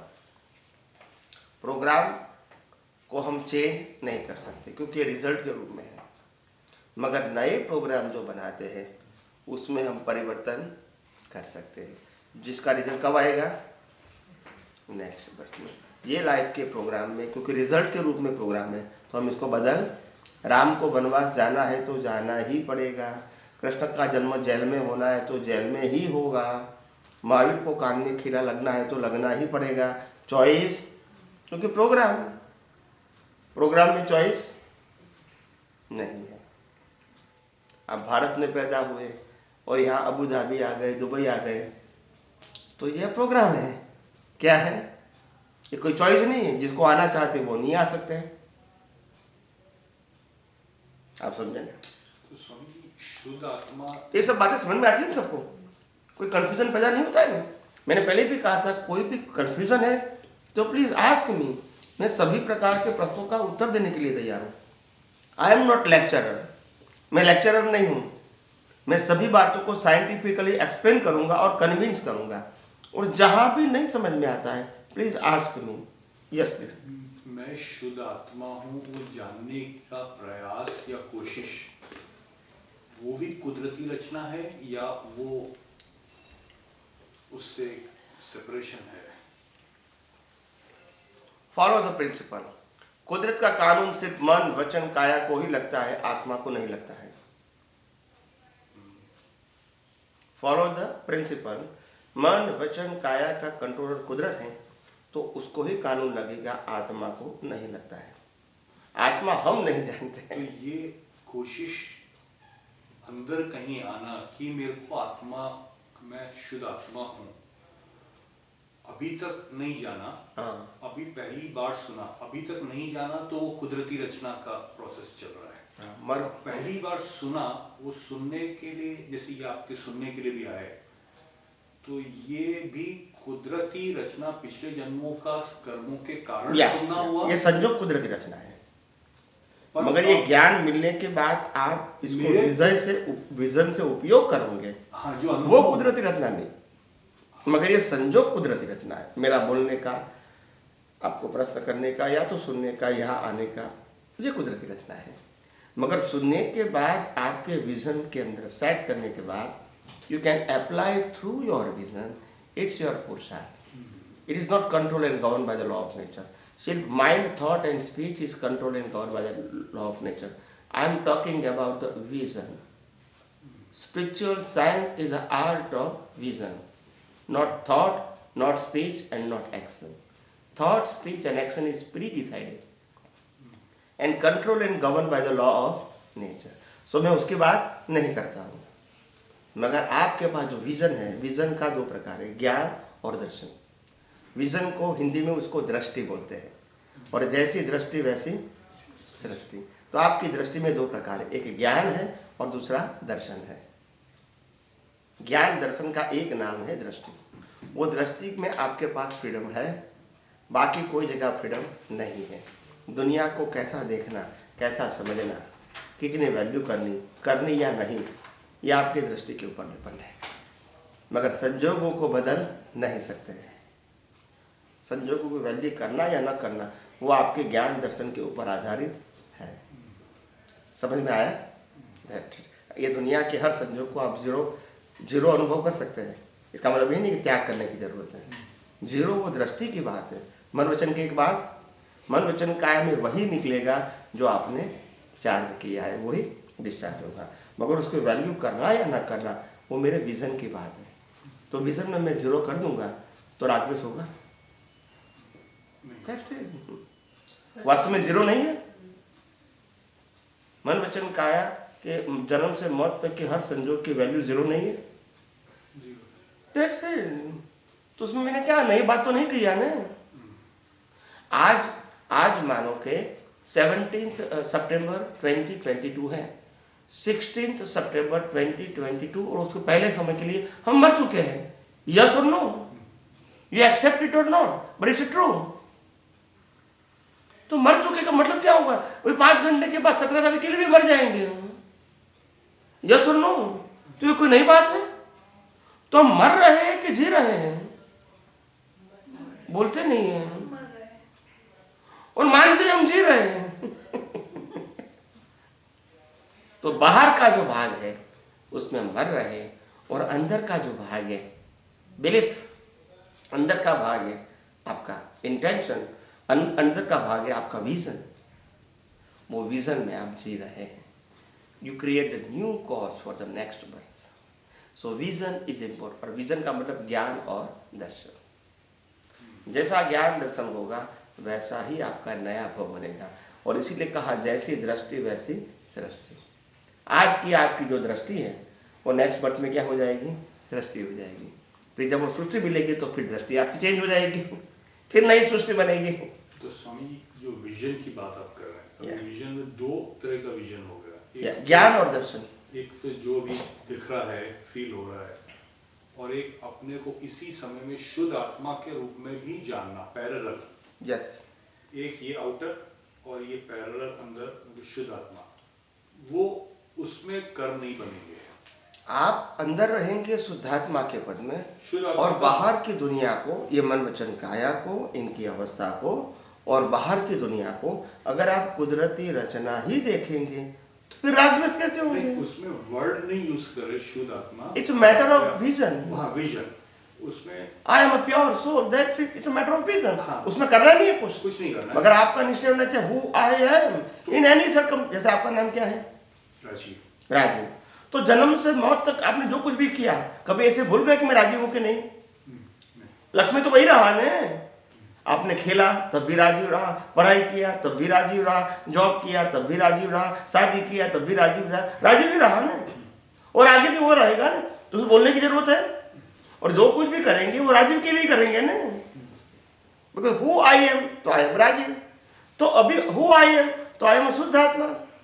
तो chanting करने की जरूरत नहीं, मगर मेरा पुरुषार्थ subject to शुद्धात्मा होना चाहिए। वो कौन सा पुरुषार्थ? ज्ञान दर्शन का, यानी ज्ञान में रहना चाहिए मन वचन काया की सभी अवस्था में। I am a not body, I am a pure soul. और ये जो मन वचन काया है वो तो कुदरती रचना है, आज है और कल नहीं है। ये कुदरत ने बना, मैंने पहले बता दिया आपको कि इसका क्रिएटर, ऑपरेटर, डिस्ट्रॉयर कौन है। बता दिया कि नहीं बता दिया? और पूरा जो ब्रह्मांड है, यूनिवर्स, वो 6 इटर्नल एलिमेंट से बना है, 6 सनातन तत्वों से बना है, कुदरत के कानून से चलता है। और हमारा मन वचन काया भी 6 सनातन तत्वों से बना है। पिंडेसो ब्रह्मांडे और ब्रह्मांडेसो पिंडे। पिंड और ब्रह्मांड में तत्वों के रूप में कोई अंतर नहीं है, मगर पिंड में जो तत्व है वो अवस्था के रूप में है, और ब्रह्मांड में तत्व है वो अविनाशी के रूप में है। अवस्था के रूप में इसीलिए दिया ताकि आपको इस दुनिया के अंदर कर्मों की भुगतान करनी है। तो 6 इटर्नल एलिमेंट जो इस बॉडी बनी है, और बॉडी के हर सर्कमस्टांसिस में यही 6 तत्व रहेंगे। 6 तत्वों के अलावा दुनिया में कोई यूनिवर्सल ट्रूथ है ही नहीं। और वो 6 तत्वों की जो अवस्था है वो कुदरती कानून से बनती है, किसी की मर्जी से। जैसे दिन होना, रात होना, ठंडी गर्मी बारिश होना, भरती ओट होना, पूनम और अमास होना, और हम सबको कर्मों की भुगतान के लिए संजोग मिलना, ये सब क्या है? कुदरती रचना। वो हमारे ऊपर डिपेंड नहीं है। कुदरत जो भी करवाएंगी उसी के आधार से हमको जीना पड़ेगा। अगर रात है तो आप इसको दिन नहीं कह सकते, या तो रात को ट्रांसफर नहीं कर सकते। यस और नो? यस और नो? अगर यहाँ कोरोना है तो आप कोरोना से मुक्त नहीं रह सकते हैं। You try to survive. सबके लिए है। अगर पूनम अमास है तो व्यक्ति के लिए है कि सबके लिए है? Universal truth. अगर भरती और समंदर में आती है वो सबके लिए है कि व्यू पॉइंट है? आप समझे कि नहीं? हर बात यूनिवर्सल ट्रूथ है। हमारे कर्मों की भुगतान यूनिवर्सल ट्रूथ है। We have no choice. हम सबके पास कोई चॉइस नहीं है। हमको जीवन जीना पड़ता है without choice, because the body is only for two victims. They have no choice, do or not to do, no choice. They have to do as per your exam, as per the program. और वो programme को जानेंगे तब आपको मालूम होगा कि ये शरीर कोई भी गलती के लिए रिस्पॉन्सिबल नहीं हो सकता है। यस और नो? बोलते नहीं है। मशीन कभी जिम्मेदार हो सकता है? अगर काटने का मशीन लाया और आपने हाथ डाल दिया तो क्या किया उन्होंने? तो उसको पाप लगेगा ना? बोलते नहीं है। नहीं लगेगा? मशीन को पाप लगेगा ना? क्यों? हमारा तो हाथ कट गया है ना। बोलते नहीं है। पाप लगेगा ना? बोलो। ये मशीन निर्जीव है और ये सजीव है। सजीव है इसीलिए हम जलाते हैं कि निर्जीव है इसीलिए जलाते हैं? ये शरीर सजीव है इसीलिए जलाते हैं कि निर्जीव है इसीलिए जलाते हैं? बाद में निर्जीव हो जाता है तभी जलाते हैं। मैं शरीर का प्रश्न पूछा हूं, शरीर के अंदर आत्मा की बात नहीं करता हूं। मैं मशीन की बात करता हूं तो ये भी मशीन है, तो मशीन की गलती हो सकती है। मशीन को पाप पुण्य लगता है? और आज तक हमने क्या पढ़ा है? आज तक हमने क्या पढ़ा है, क्या सुना है, वो बताइए। शरीर से पाप करते हैं। यही पढ़ा है ना, यही पढ़ा है ना हमने, यही सुना है ना। मशीन कुछ कर सकता है? अच्छा या बुरा अपनी मर्जी से कर सकता है? It's a program. और प्रोग्राम मशीन से प्ले होता है, उसमें प्लेयर की क्या रिस्पॉन्सिबिलिटी? अगर आपने डिस्को का कैसेट लेकर आए और प्ले किया तो वो मशीन क्या बजाएगा? फिर आप मशीन को तोड़ देंगे, भाई ऐसा क्यों बजाएगा? तो मशीन की क्या जिम्मेदारी है? They have a choice. ऐसे बॉडी क्या है? Nature made machine. कैसे चलता है? प्रोग्राम से। तो जो भी होगा वो प्रोग्राम की जिम्मेदारी है या मशीन की? और हम किसी डालते हैं? देखो, we don't know the fact. Yes और नो? ये कोई मैं जो बात कर रहा हूं वो धार्मिक सत्य है या सनातन सत्य है? समझ में आया? आज तक हम सनातन सत्य को नहीं समझ पाए, यही हमारी मिस्टेक है, और इसीलिए हम दुनिया के अंदर भटक रहे हैं। अगर सनातन सत्य समझ में आता तो ऐसा नहीं होता। वैसे बहुत बड़ा विज्ञान है, मगर मैं बीच में आप सब लोगों का प्रश्न ले लूँ। विज्ञान तो इस वेरी ह्यूज, ओके, मैं एक दिन में या 2 घंटे में एक्सप्लेन नहीं कर सकता हूँ, और आपकी कैपेसिटी भी नहीं होगी उसको डाइजेस्ट करने की। तो बेटर के now you ask the question. जो थोड़ा बहुत कुछ मेरे को कहना था मैंने आपको बता दिया। अभी आपको जो प्रश्न करता है, जिसको भी करना है, ओपन माइंड से आप कर सकते हैं। मैंने पहले कहा था कि जैसे जैसे विज्ञान समझ में आ जाएगा आपका प्रश्न हवा में उड़ जाएगा, वो पहले मैंने कहा था कि नहीं कहा था? बहुत सारे थिंकर पीपल मेरे पास आते हैं, प्रश्न पत्र लेकर आते हैं, पॉकेट में रखते हैं, विज्ञान सुनते हैं, फिर निकालते ही नहीं है।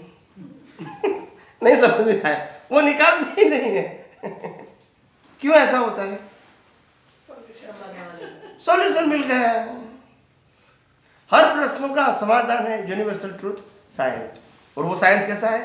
They give you the permanent solution, not view point और नॉट टेम्पररी, परमानेंट सॉल्यूशन। वो कोई व्यू पॉइंट नहीं है। देखो हम क्या समझते हैं, विज्ञान को आज तक समझा ही नहीं हमने धर्म को ही विज्ञान माना। यस और नो? विज्ञान को तो समझने की कोशिश ही नहीं किया। हम एक छोटे से वर्तुल से बाहर ही नहीं निकले, झांकने की, देखने की, समझने की, ऊपर उठने की कोशिश ही नहीं किया। यस और नो? और इतने संप्रदाय में जुड़ गए कि बाहर कोई सनातन सत्य है ऐसा सोचा तक नहीं हमने। यस और नो?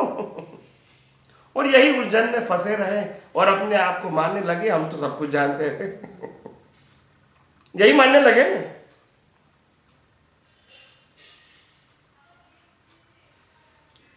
अभी प्रश्न करो कोई भी, you can ask any question. हमारा 4 दिन यही रहेगा सत्संग। स्वामी जी, शुद्धात्मा को जानने का भाव सबसे पहले कब आना शुरू होता है? शुद्धात्मा का जानने का भाव तब शुरू होता है जब आपको समझ में आता है कि I am a pure soul, I am not body. अगर ऐसा कंफर्म हो गया तो फिर आप प्रयास क्या करोगे? शरीर के लिए करोगे या आत्मा के लिए करोगे? That's it. समझ में आने के बाद ही तो होगा। आखिर में आत्मा हूं वो तो हमारे पास समझ थी, मगर वो समझ रैंडम थी, एज अ नॉलेज,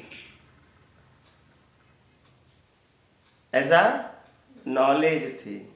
हमने कोई लॉजिकल इसको समझने की कोशिश नहीं किया था। चलो भी शास्त्रों में बताया गया, धर्मगुण बताया कि हम आत्मा भी है तो हम मानते हैं। चलो, या बहुत सफरिंग के बाद हमारे अंदर ये इच्छा आती है, क्योंकि सारे सांसारिक सुख हम भोग चुके, तब हमें बहुत दुख होता है। उसके बाद ये इच्छा होती है कि ऐसा क्यों है, सारे सुख बेकार हैं। तब कोई भाव होता है कि क्या चीज़ है, फिर हम कौन है। 2 प्रकार से मालूम होता है। हाँ। एक तो आपने कहा कि सारे सुख भोगने के बाद भी मालूम होता है, और दूसरी बात क्या होती है, जब आप सारे सुख की भुगतान नहीं करते फिर भी आपके ज्ञान से, आपके दर्शन से आप समझ सकते हैं कि संसार में सुख दुख जैसी कोई चीज है नहीं, ये तो हमारी भ्रांति है। अगर आपको ये ज्ञान भी मिल गया है तो फिर सुख दुख पाने की, छोड़ने की कोई सवाल ही नहीं रहेगा, क्योंकि वैल्यू ही नहीं है। फिर आएगा या ना आएगा, क्या फर्क रहेगा, क्या फर्क रहेगा? आप समझे, क्या फर्क रहेगा?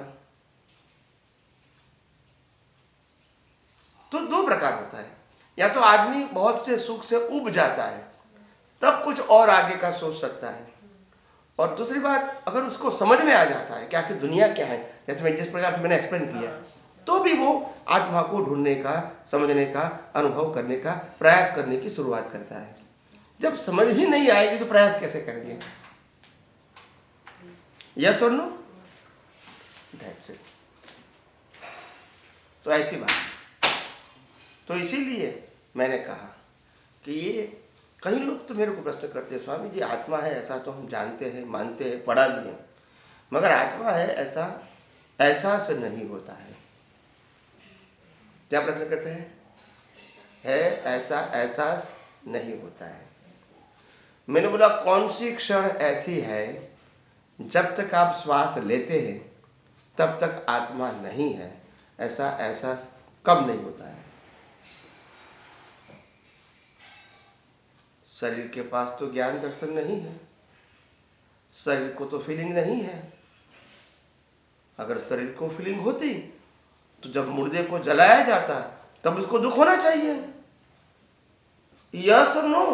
होता है? तो इसमें तो है ही नहीं। चेतन था तभी फीलिंग थी, बिना चेतन नहीं फीलिंग। यस और नो? ये जड़ को फीलिंग होती है। हमने सेफ के अंदर पैसा रखा है, $1 मिलियन सेफ के अंदर, तो सेफ को अनुभूति होगी या मालिक को? पैसा कहाँ है? अनुभूति किसको होती है? क्योंकि चेतन नहीं है तो अनुभूति कैसे होगी? भले अज्ञान की भी अनुभूति, रिलेटिव सत्य की भी अनुभूति के लिए आत्मा तो चाहिए ना। बिना आत्मा तो रिलेटिव सत्य की भी अनुभूति संभव नहीं है।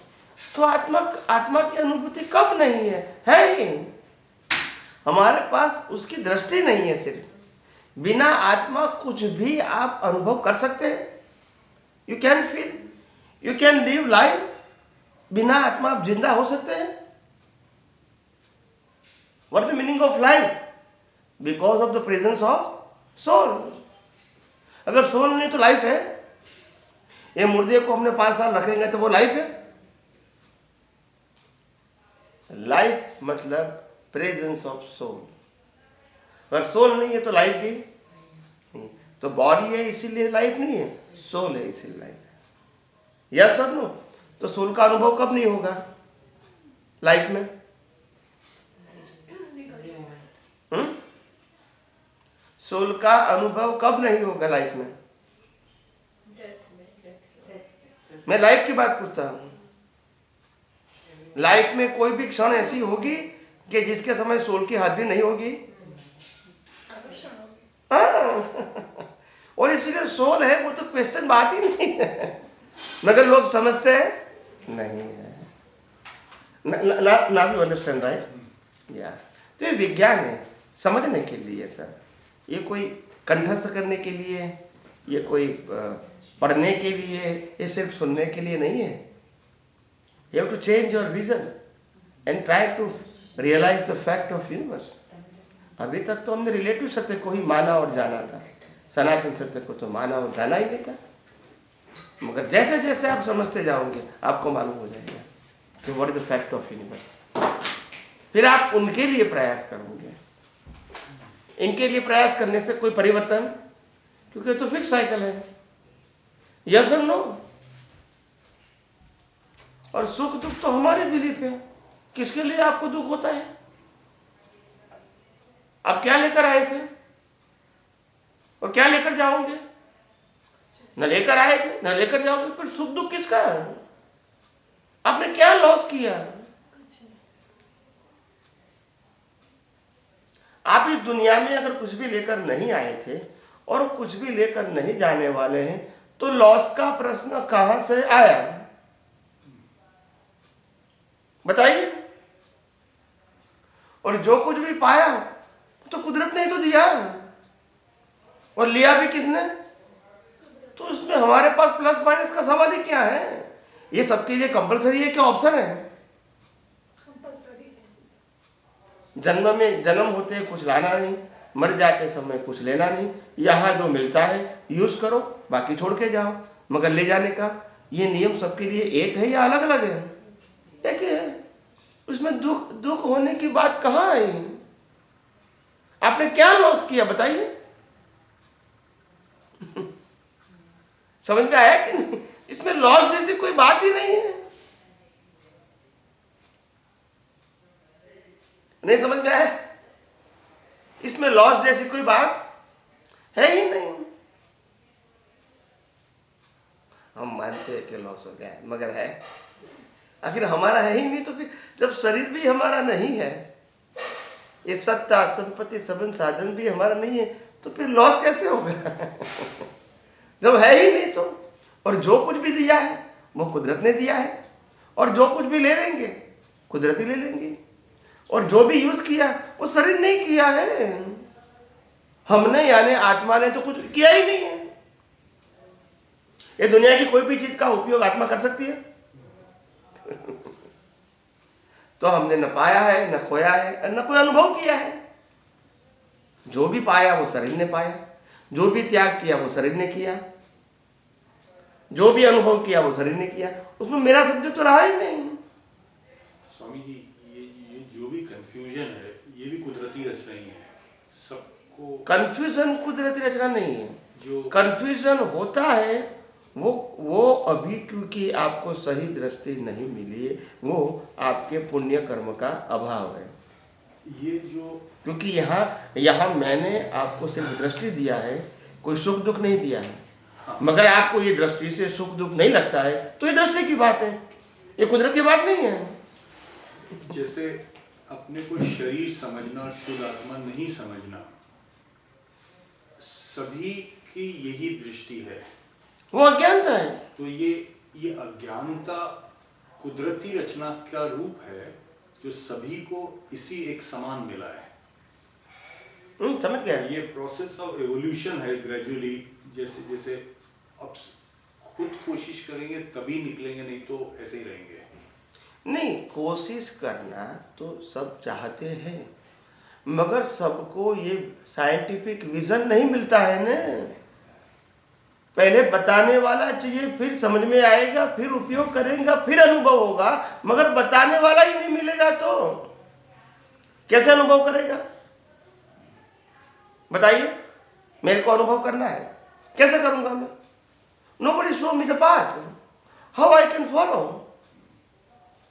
Yes or no? तो बताने वाला भी चाहिए ना। तो इतना भी पुण्य चाहिए हमको, कैसे अनुभवी ज्ञानी पुरुष मिले जो हमको रास्ता दिखाए। चलना तो हमको ही पड़ेगा, मगर पहले सही रास्ता तो मिले। अगर रास्ता ही सही नहीं है, कितना भी चलोगे, रिजल्ट क्या आएगा बताइए? यही पाप और पुण्य यही रहेगा ना। इसमें कोई सॉल्यूशन? वही साइकिल चालू रहेगी, साइकिल ऑफ रीइंकार्नेशन। यस और नो? ये कोई बेनिफिट है? ये कोई बेनिफिट है? देखो, मैंने पहले भी कहा, आज तक हमने सनातन सत्य कहीं से भी न जानने की कोशिश किया है और न कहीं से मिला है। और सनातन सत्य किताबों में नहीं होता है। किताबों में धार्मिक सत्य होता है, सामाजिक सत्य होता है, कॉमर्शियल ट्रूथ होता है, सनातन सत्य नहीं होता है। और अगर किताबों में सनातन सत्य छप भी जाए तो भी आपको बिना प्रत्यक्ष समझ में नहीं आएगा, क्योंकि सनातन सत्य उस शब्द की बात नहीं है, अनुभवी पुरुष की प्रत्यक्षता के पावर की बात है। यू नो द पावर, वो प्रत्यक्षता चाहिए।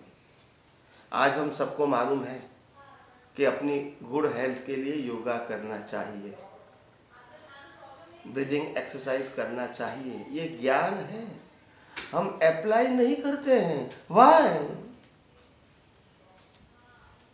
बोलिए, क्यों नहीं करते हैं?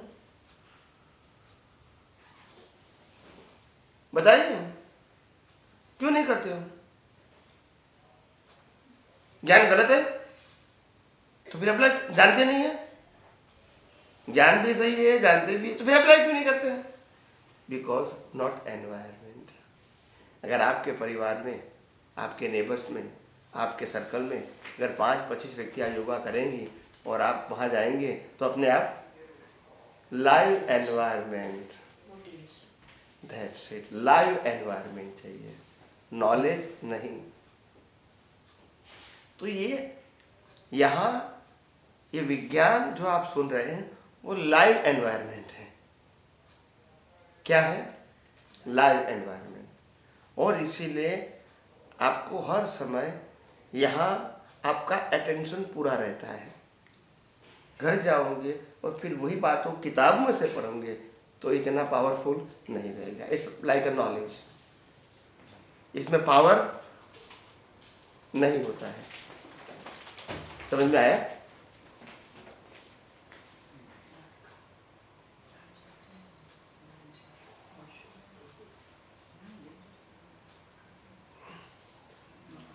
તો આપણે સમાપ્ત કરવાનું છે? આપણે શું કરવાનું છે? ના ના આપણે 5-10 મિનિટ પછી. ઓકે, બસ મને કહેજો પ્લીઝ. हाँ, तो और किसी को प्रश्न है तो करो प्लीज, 5-10 मिनट के लिए you can ask any question, no problem. दुनिया के कोई भी व्यक्ति कोई भी प्रकार का प्रश्न यहाँ कर सकते हैं without any confusion and without any doubt. Open mind यहाँ सब कुछ होता है और आपको प्रश्न का उत्तर नहीं मिलेगा, आपको प्रश्न का ऐसा समाधान मिलेगा कि प्रश्न का अस्तित्व ही खत्म हो जाएगा, यानी permanent solution. It's not answer, मगर प्रश्न का अस्तित्व ही नहीं रहेगा। एक प्रश्न है मुझे मन में कि मन वचन काया कुदरती रचना है, तो जो ये तीर्थंकर भगवान है उनका तो जो पहले से पुद्गल जैसा आता है और उनको जब रियलाइज हुआ उनके विजन से कि मैं शुद्धात्मा हूँ, तो वो तो विजन एवरी बर्थ में वही कंटिन्यू होता रहता है, पर पुद्गल में भी उनकी शुद्धि होती रहती है। पुद्गल से कोई मतलब नहीं, पुद्गल से जला दिया तो जाएगा। उनके तो कषाय रहित पुद्गल ही रहते हैं ना, तो उसका क्या महत्व है इस आत्मा ज्ञान के साथ और कषाय रहित? अनुभूति वही इम्पोर्टेंट है, बाकी लाइफ तो प्रोग्राम से उनके भी। तो ये कषाय रहित पुद्गल फिर कैसे बनता है? प्रोग्राम है ना, जैसे अभी मेरा एक पुद्गल है जो आपका राजवेश वाला लाइफ है, उनका वितराग लाइफ है, बस। बट वही मैं बोल रहा हूँ कि वो कैसे क्यों बनेगा ऐसा? क्योंकि उसका ज्ञान, मेरा जो दृष्टि रहेगा वो यही रहेगा कि मैं शुद्धात्मा हूँ और मन वचन काया कुदरती रचना है, तो फिर राजवेश नहीं रहेगा ना। बट कषाय तो वैसे भी एक नॉर्मल इंसान के इसमें रहते हैं और तीर्थंकर भगवान में नहीं रहते। देखो सबका लाइफ कैसे होता है? एक मिनट, सबका लाइफ हमारा जैसा ही है, चाहे तीर्थंकर का कहो चाहे आम आदमी का। सबका लाइफ, सबका अपना अपना कर्मों के भुगतान के मुताबिक लाइफ होती है। और आपने शायद तीर्थंकर भगवान का लाइफ नहीं जाना है। जैसे कृष्ण भगवान ने भी महाभारत में लाखों लोगों की हिंसा के वो निमित्त बने, राम ने भी हजारों लाखों लोग मारे रावण के साथ युद्ध करने में। They are great people, yes और नो? ऐसे तीर्थंकर भगवान शांतिनाथ, कुंथुनाथ और नाथ 16, 17, 18 जो चक्रवर्ती के रूप में पैदा हुए, I am talking about the last birth, चक्रवर्ती के रूप में पैदा हुए, 6 खंडों के ऊपर विजय प्राप्त किया। कितना? Not 6 country, continental. वे कितना युद्ध करना पड़ा होगा? इतना युद्ध करने के बाद ये जीत लिया। लाखों लोग की हिंसा, साम दाम दंड भेद, यानी झूठ भी बोलना पड़ेगा और सबका लूटा। यही तो हुआ ना इनडायरेक्टली। हमारे पर किसी ने चढ़ाई किया तो मतलब उसका हो गया, मतलब लुटाई तो है ना। तो 6 खंडों को विजय प्राप्त किया उन्होंने, ठीक है। हजारों रानी, हजारों बच्चे, वही अवतार में तीर्थंकर, वही अवतार में मोक्ष। सेम बर्थ की बात करता हूँ। तो बेसिकली दृष्टि जो विजन है वही तो मैं बात करता हूँ कि value of the vision is important, not your mind, speech and action. वो मैंने पहले भी कहा कि मन, वचन, काया वो आध्यात्म विज्ञान का विषय नहीं है, इट्स अ प्रोग्राम। तो किसी का बात करने से क्या मतलब, जब प्रोग्राम है तो ये तो मेरा नया प्रोग्राम इज मोस्ट इम्पोर्टेंट कि आपको क्या चाहिए।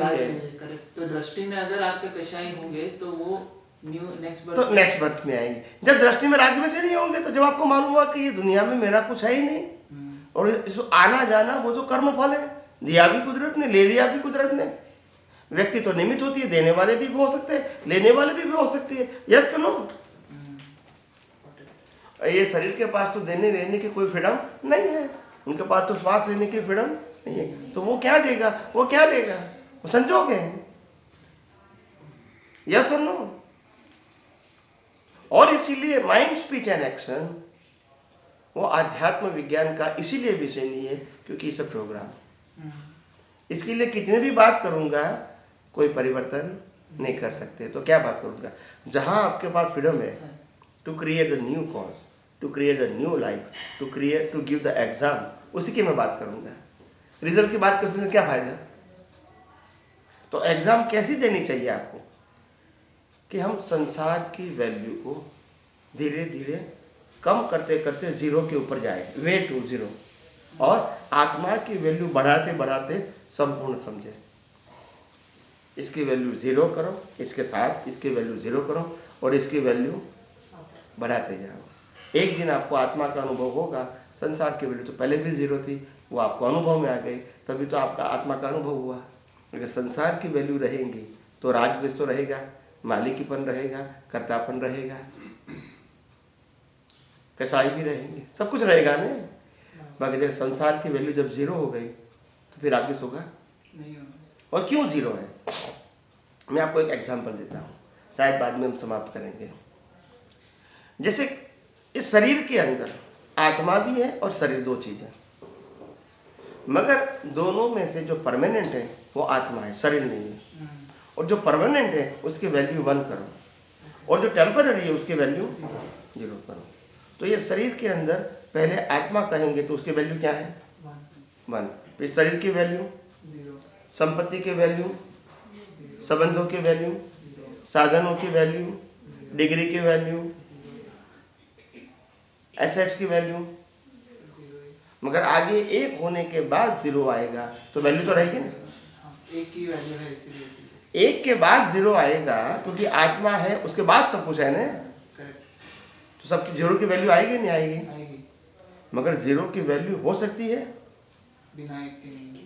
हाँ, जिस दिन एक निकल गया तो 0 का कोई वैल्यू नहीं है, तो हमको वैल्यू 0 की करनी चाहिए, 1 की करनी चाहिए, एक की करनी चाहिए, और करते हैं 0 की, तो साथ में क्या आएगा, साथ में क्या आएगा, 0 ही आएगा। Now you understand. तो ये हमारी दृष्टि की गलती है, व्यवहार की गलती नहीं है। व्यवहार में तो जो करना है वो करता ही रहेगा शरीर, उनके पास कोई चॉइस नहीं है, इट्स अ प्रोग्राम। मगर आपकी दृष्टि में कमी है, you have to correct your vision. So the spiritual science is a art of vision. Yes Swami, vision correct करने के बेसिक स्टेप्स क्या है? विजन करेक्ट करने के बेसिक स्टेप पे आप पहले आप कौन है वो जानो, और आपके अलावा शरीर और ये दुनिया क्या है, वो कैसे बनी है, कैसे चलती है, कौन चलाता है, ये जान लो। अगर ये दोनों जान लिया तो धीरे धीरे आपको समझ में आ जाएगा कि वैल्यू किसकी करनी चाहिए और किसकी नहीं करनी चाहिए, कहाँ हमारे पास फ्रीडम है और कहाँ नहीं है। ये विज्ञान समझने के बाद मालूम होगा, उससे पहले नहीं मालूम होगा। सब समझ में आया? It's a very simple thing. आपको समझ में आया? You have any question? आपको है प्रश्न? देखो, बिना प्रश्न पूछे ये सबका उत्तर मिल गया। ऐसे आप तो वैसे सामाजिक लोग हैं, मगर मेरे पास ऐसे भी लोग आता है जो अलग अलग धर्मों के ऊपर PhD करते हैं, अलग अलग रिलीजन के ऊपर, कोई जैन धर्म है, कोई वैष्णव धर्म, कोई स्वामीनारायण धर्म, कोई शिव धर्म, कोई बुद्धिज्म के ऊपर करते हैं, पीएचडी करते हैं। ऐसे लोग मेरे पास आते हैं, पीएचडी वाले, अलग अलग धर्म के, और मैं जैसे वो उनके पास बहुत प्रश्न होते हैं, मगर जैसे जैसे विज्ञान समझाता हूँ सभी प्रश्न हवा में उड़ जाते हैं क्योंकि उसके पास कोई आंसर, मतलब क्वेश्चन ही नहीं बचा है।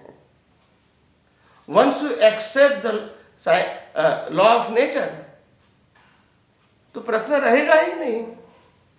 मैं लॉ ऑफ नेचर की बात करता हूं, मैं सांप्रदायिक सत्य की बात नहीं करता हूं, तो आपके लिए कंपलसरी है, यस और नो। मैं अगर रामकृष्ण महावीर की बात करूंगा तो आप कहते हैं मैं तो राम को मानता हूं, कृष्ण को नहीं मानता हूं, तो आप बोल सकते हैं, मगर मैं तो वो बात करता ही नहीं हूं। आई am talking about the law of nature and it's a universal truth science. आप बिलीव करो या ना करो, it is compulsory for you, yes और नो। आप कुदरती कानून से बाहर नहीं जा सकते। जा सकते हैं? नहीं जा सकते। So you have to know, आपको कुदरती कानून समझना ही पड़ेगा। अगर आपको इस दुनिया का सनातन सत्य जान के आत्मा की अनुभूति करना है तो पहले दुनिया का सनातन सत्य जानो, बाद में आत्मा की अनुभूति की ओर आगे बढ़ो।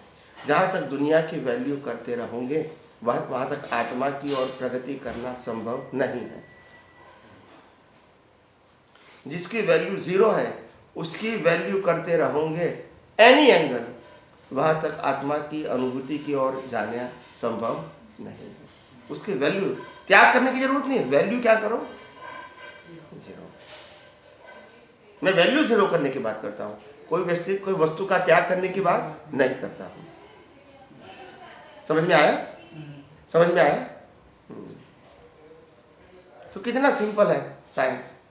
है कोई टेढ़ा मेढ़ा, कोई गोल गोल है, कोई एक्सक्यूज है कि जो आपको समझ में नहीं आता, ऐसी कोई बात है?